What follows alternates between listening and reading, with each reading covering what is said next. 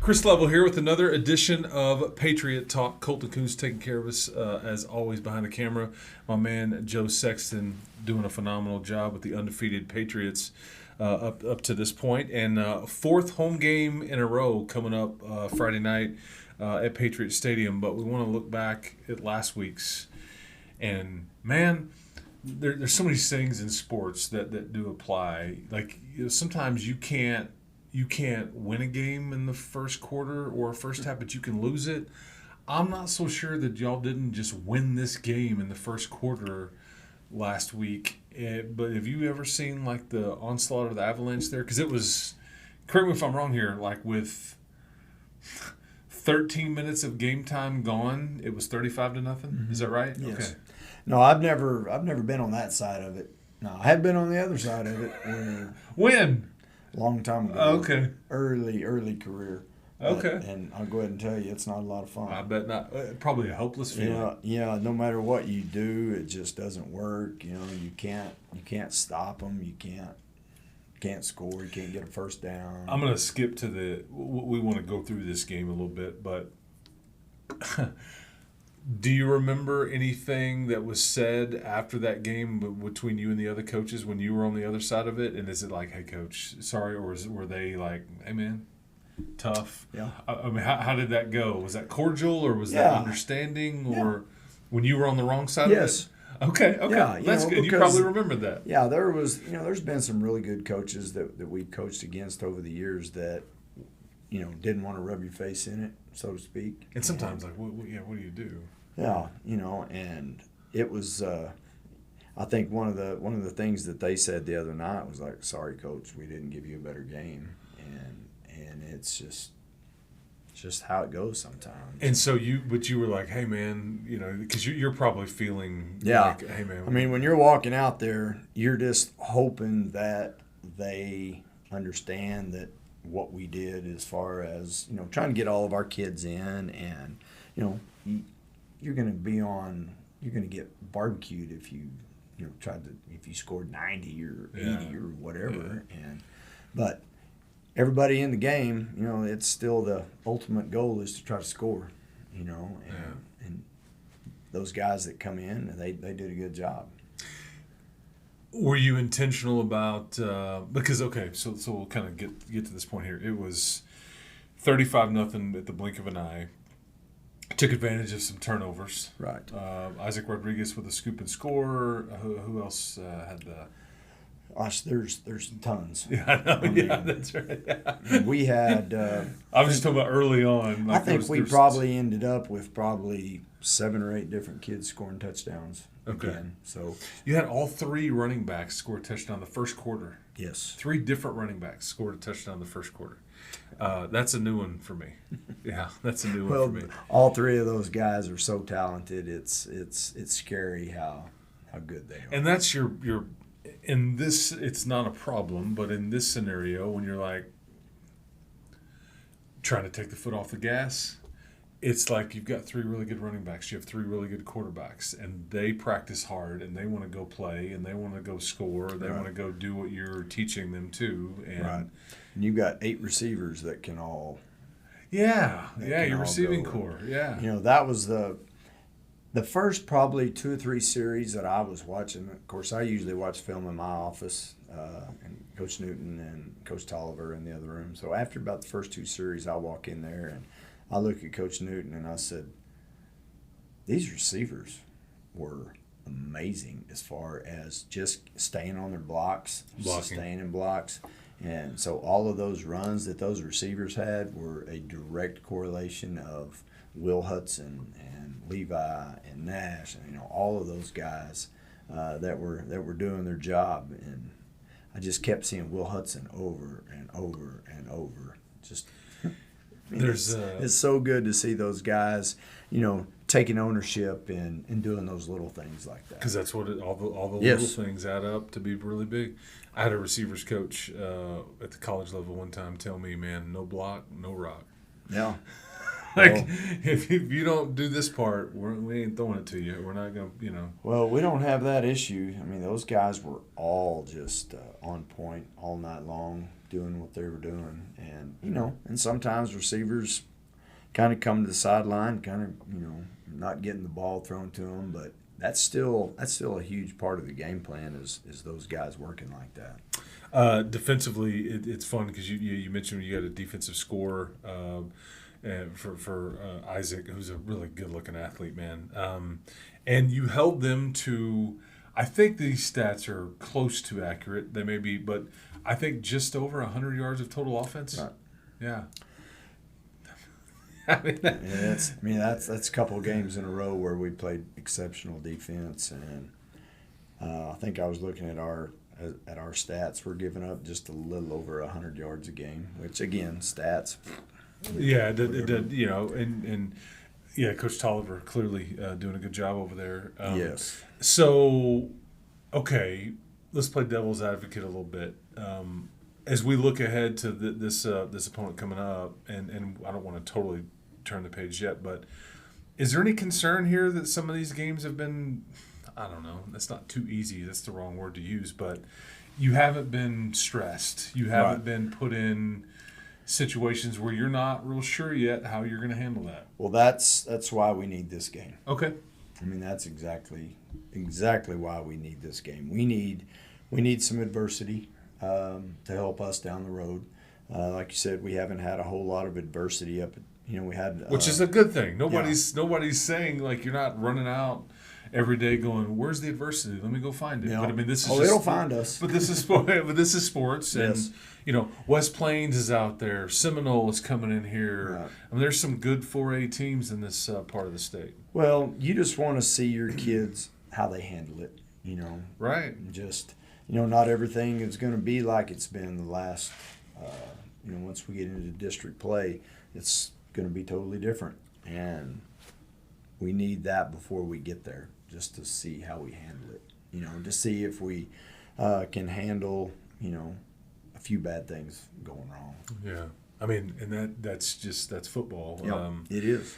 Everybody needs their jaw checked every once in a while. That's just the reality of it. Whether it's elements, whether it's injuries, whether it's we came out flat, whether the opponent is really good. There's a spin the wheel on the possibilities. But, I think that, your team hasn't really been in those positions, but it's to their credit. They've just been maybe a week ago in the rain, and you go to halftime up 21-12, if memory serves, and you're kind of like, that's a little bit of it. Yeah, like elements, and it's kind of like, we've been kind of playing with our food a little bit here, and we haven't, you know what I mean? Yeah. And then you come out and.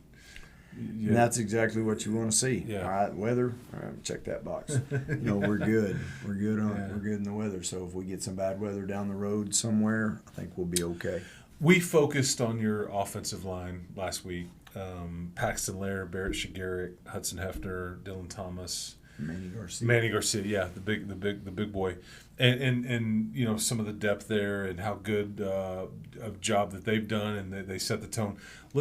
Let's do the opposite here, and let's talk about your defensive line a little bit. Just and I think it's good to kind of maybe go through a different position group here. Sure. But so we've mentioned Isaac Rodriguez. He is now really a 2-year player for you, 2-year starter as a junior. Right. Yes. Rylan Thomas. I always wonder what David is a friend of yours and mine, great tight end at Friendship and Texas, and then for the Saints and for the Patriots. I always wonder what he's like. I got 2 kids playing defense. I mean, 2 kids playing defense. Yeah. They're really good at it, but they are really good. I just wonder, yeah. But okay, so Isaac, Rylan Thomas, Braxton Batar, Jeremiah Lewendo. Okay, yeah. I was going to say Leondo, but I knew I was going to mess that up. And then Carter Barnett, who's had a sack in I think each of the last 2 games, correct? Yes. So speak to just that group and kind of the tone that they are setting and some of the depth there. And well, it sure does. I think Jackson came off the field either last week or the week before. Jackson Thomas, who's a linebacker, and says something like, "The D line's making all the tackles." You know, Like he was frustrated yes, about it? Yeah. Yes. Like, there's nothing for me to do. And you've got those guys, as good as our offensive line is, those defensive line guys set the tone on our side about, if usually I'm right around the line of scrimmage somewhere and just seeing the setback or the pushback that we get at the snap is, Braxton Battar is a load in the middle. He's a great kid too, man. He's gonna man. draw a double team most of the time. Same thing with Jeremiah. He's so quick. He takes the snap and where he'll normally draw a double team, he can be gone around you, in a blink of an eye. And then you've got Rylan on the other end of Isaac, who those two guys, when they decide to go, it's fun to watch those guys work. Because are you all playing, correct me if I'm wrong here, because I may mislabel this or assign this, but 3-3 stack? Yeah. Yeah, okay. Ish. That's ish. Okay, yeah, there you go. See, that's us using young people terms, and so somebody out there is looking at it and go, that's sus for us talking like that. See, Colton Kuntz is shaking his head. Do you know what sus is? Sure. Okay. Sustenance. No. It's short for suspicious. Yes. Yeah. Okay, so defensive line doing a good job. We talked some offense earlier. You have 3 running backs that hit pay dirt. Like Coleman Hendricks had a long touchdown play. Right. You got your quarterbacks in the game. Tackle leaders here, and if I mess this up, let me know. But Trip Fuller, Josiah Rosales, they had 4 or 5 Right. tackles each. Josiah did an awesome job on special teams. His first probably 3 or 4 kickoffs, he was blowing people up and making tackles, and just seeing him the way he gets down the field, he's going to earn some more playing time, and It's a good way to earn more playing time is when you're really good on special teams. Yeah, he did exceptional. Cole Murphy is another one that was, Cole came off after about probably the 4th or 5th kickoff, beat red. Murphy, okay? Yeah, those kickoffs are killing me. He was having to cover a lot. Yeah, he's having to cover. I got you. That's a long way to run. Yes, and it wasn't rainy and kind of coolish off this particular night. It was just warming up. It was hot. Yeah, that's right. That's right. Harrison Vitz, shout out to Harry for the interception. Yes, I think that might have been our first one of the year. Maybe so. I think so. And he's been a receiver. He's been a safety. Yeah. He's just made a position change to corner, and been very, very happy with him. A lot of times those offensive guys that move over to the defense kind of struggle a little bit early, but he's been great. He's a good tackler. He is a great cover guy. So been very pleased with Harrison. And then Rylan Thomas mentioned that we mentioned a while ago he had a sack as well. So just all over the place. Okay, so we turn the page there. That was a 66-7 win over Monahans. I think you were at what point were you 3 games into last year? When did you get the first win? Were you 0-3 last year? Fort Stockton. It was next week. Okay, so it's coming. Okay, yeah. Right. So you were 0-3 at this point last year. Now you're 3-0. And okay, Seminole comes into town. They were 10-2 last year. You guys went up there in mid to late September. It was they were really good. You guys were still learning. There was no seniors, all this stuff. But they are really good again. They're 2-1. Yeah, they're 2-1. They've lost to West Plains, and then they've really had lopsided wins over Sweetwater and Shallowater. Yes. Yeah. They played. Playing West Plains like they did. That was. West Plains is really good, and just they're just an overall good team, and I can't stress enough to the kids. We talk about it all the time that they are good, and they're going to come in here and they're going to expect to do what they did to us last year. And I made the mistake on Sunday of going back and watching some of our film from last year, and it was like, oh my! I mean, we're not even remotely close of looking like the same team that we did last year. It's amazing what 1 year. Just 1 year will do for you. Some grown, just some maturity and Yes. some experience. I mean, we still looked pretty small out there last year, which we were. Yeah. But it was. You didn't look it. Coach Tolliver says this all the time. We're not the same team anymore. Yeah. No. So we don't go back and look a whole lot from last year. Just unless we have a question on some stuff that we did, but.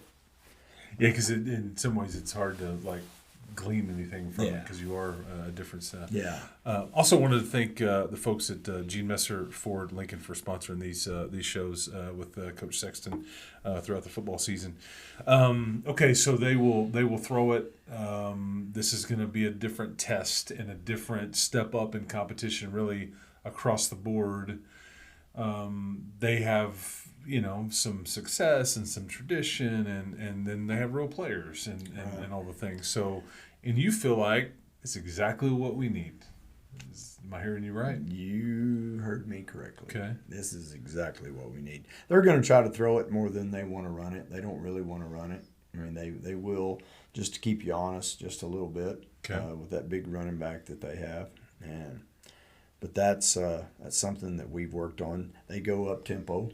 Okay. So we have worked that for 3 straight days now, of just trying to get lined up. When you watch Tech go fast, and it's just it stresses the defense out just a little bit, especially those front guys that are in there battling. And you're yeah. So you have to take advantage of subbing when you can. So we're gonna try to do that when we can, just to try to battle that tempo that they have. Yeah, tempo can be a great equalizer, but if it's not working and you're able to stop it, it can backfire as well. Well, we've seen it all week. We've run 2 huddles at our defense all week long. So, what is that? What do you mean by that?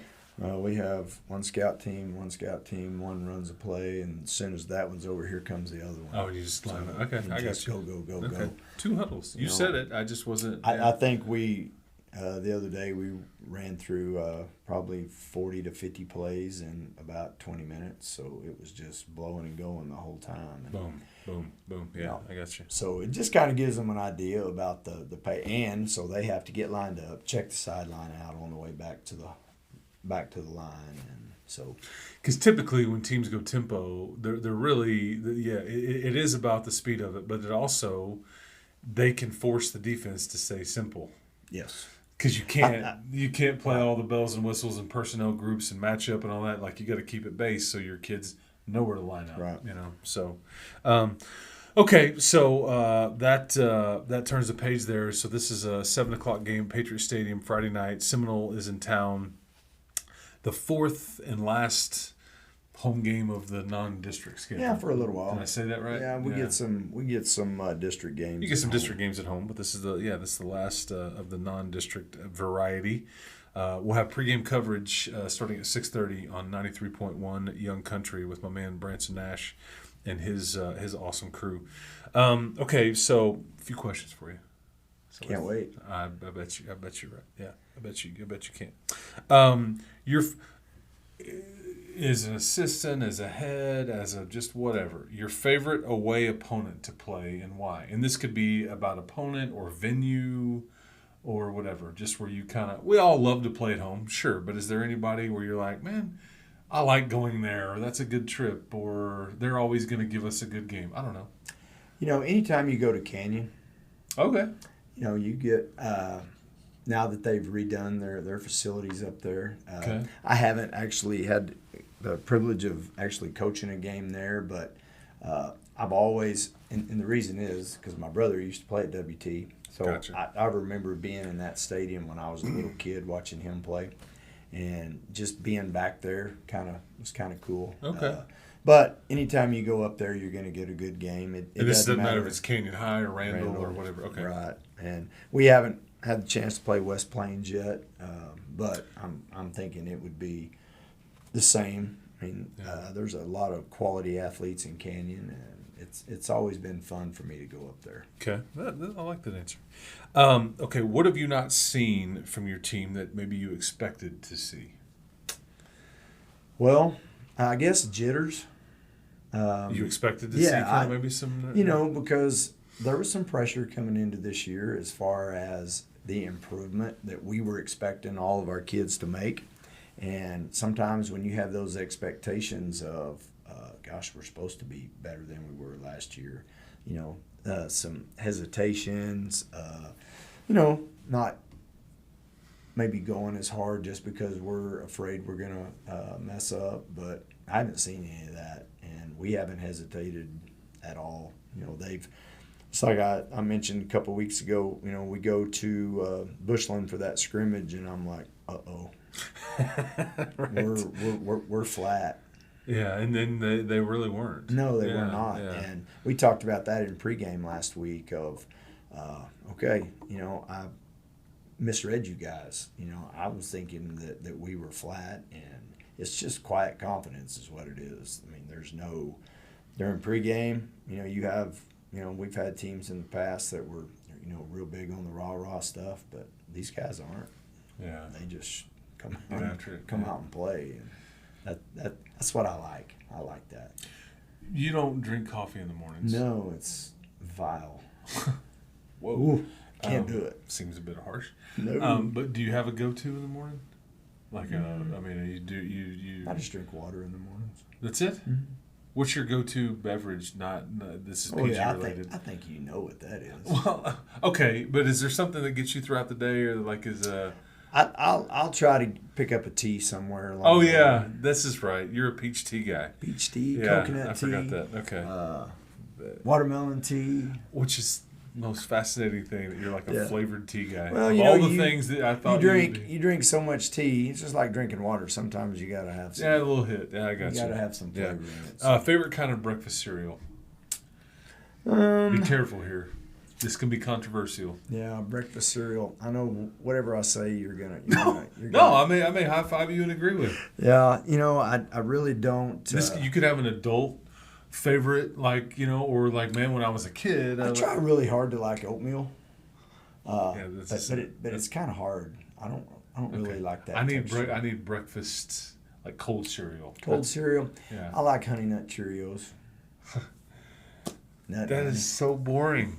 I mean, there's no colorful box or anything with marshmallows or anything, I don't any like those shenanigans little fake going on. marshmallows. There's got to be like some, You got a cute fancy, little- colorful animal on the box that you gotta I gotta have it. I need to. You got a cute little bee on there. Nothing cute about a bee. Okay, Honey Nut Cheerios. Okay, Honey Nut Cheerios. I was looking for something a little bit more exotic, but I'll let you slide. All I got. That's good. I too enjoy Honey Nut Cheerios. Yeah, so yeah, Well, there you go. put that on the list. There. Okay, I am very fascinated in your next answer Okay. because I have no idea what direction you will go. If somebody's knocking on the door and they say, Coach Sexton, you are not allowed to live in the state of Texas. You must move out of our lovely state. You must move elsewhere. What state would you go live in? Can't live in Texas. What state? Any choice? Can't live in Texas. I'm going somewhere where there's some mountains. Colorado's out because it's a little too weird for me. I think one of my dream Is places. he about to do it? Is he about to do it, Colton? I'm going to Red River. Okay, you're going to New Mexico? Going to New Mexico. Okay. Which is, but Yeah. Okay. I just, that's another one of those places that I've been a lot when I was little and just love Red River. So I like that you're pulling back from your Yeah. youth and everything. Canyon for your place, Yeah. Red River, and all that stuff. Yeah, okay. Well, I it got wasn't you. that long ago that I remember all that. For the record, I would not live and go live in New Mexico. So where would you? I don't know, but it would not. Come be on, I'm New gonna put you on the Mexico. spot. Huh. Yeah, it's kind of tough when you get it over there. It on the is other sheet. tough. It is tough because I've got some choices, and it's kind of You like got one. If you Chris Level, you cannot live in Texas. I know, Where are you I going? know. Vermont.